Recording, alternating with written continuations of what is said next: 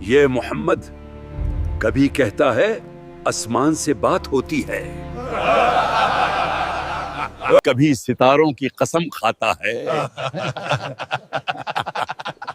شاید مجنون ہو گیا ہے۔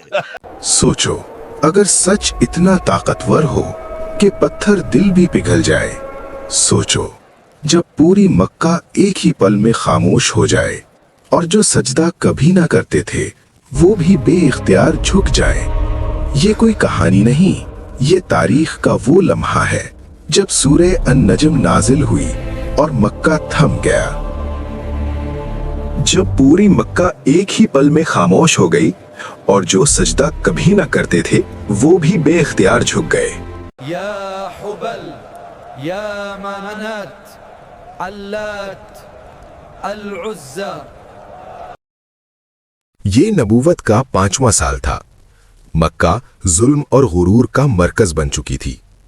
کعبہ کے گرد 360 بت کھڑے تھے اور انسان اللہ کو چھوڑ کر پتھروں کے آگے جھک رہا تھا۔ مسلمان کمزور تھے، تنہائی کا شکار تھے اور رسول اللہ صلی اللہ علیہ وسلم حق کا پیغام لے کر اکیلے کھڑے۔ پیارے دوستو، ویڈیو کو پورا دیکھیں، ویڈیو کو لائک، شیئر اور چینل کو لازمی سبسکرائب کر دیں۔ کامنٹ کر کے بتائیں ہم سے کیا غلطی ہوئی۔ یہ محمد کبھی کہتا ہے آسمان سے بات ہوتی ہے، کبھی ستاروں کی قسم کھاتا ہے، شاید مجنون ہو گیا ہے۔ مگر قریش کو اندازہ نہیں تھا کہ آسمان خود جواب دینے والا ہے۔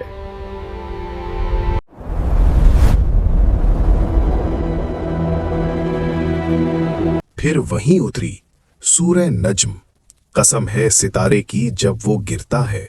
یہ قسم صرف الفاظ نہیں تھے، یہ اللہ کا فیصلہ تھا۔ اللہ نے خود گواہی دی کہ محمد صلی اللہ علیہ وسلم نہ بھٹکے ہیں نہ غلط راستے پر ہیں۔ یہ شاعری نہیں، یہ الفاظ کچھ اور ہی ہیں۔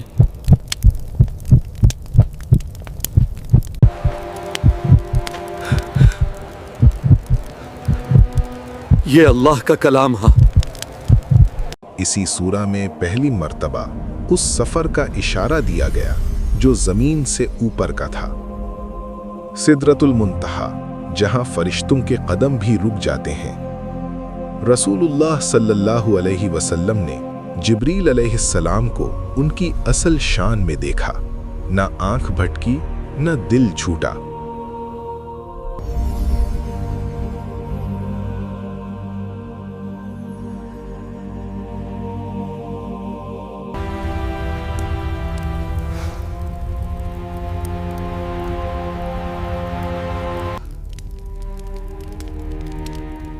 یہ آسمان کی باتیں کیوں کر رہا ہے؟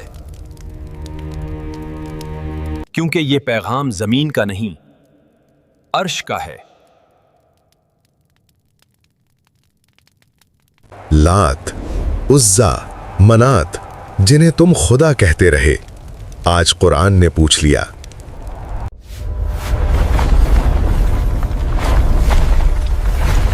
کیا یہ سن سکتے ہیں؟ کیا یہ تمہاری تقدیر بدل سکتے ہیں؟ یہ صرف پتھر تھے اور پتھر ہیں، اور سچ نے انہیں بے زبان کر دیا۔ یہ ہمارے خدا ہیں، ان کی توہین بینڈ کرو۔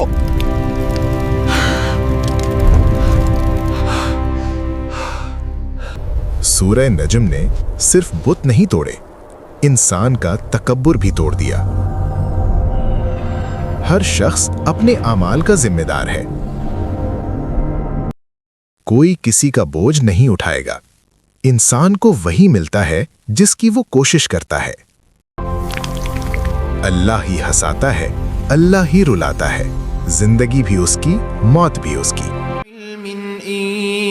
يتبعون إلا الظن وَإِنَّ الظَّنَّ لَا يُغْنِي مِنَ الْحَقِّ شَيْئًا فأعرض عمن تولى عن ذكرنا ولم يرد إلا الحياة الدنيا.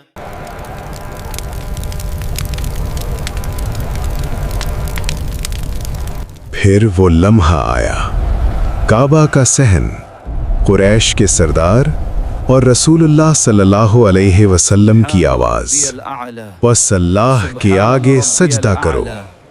اور پھر جو کبھی سجدہ نہ کرتے تھے وہ بھی جھک گئے، مسلمان بھی سجدے میں اور مشرک بھی سجدے میں۔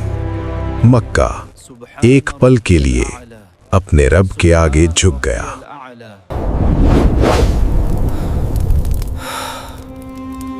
سجدے میں کیوں گر گئے؟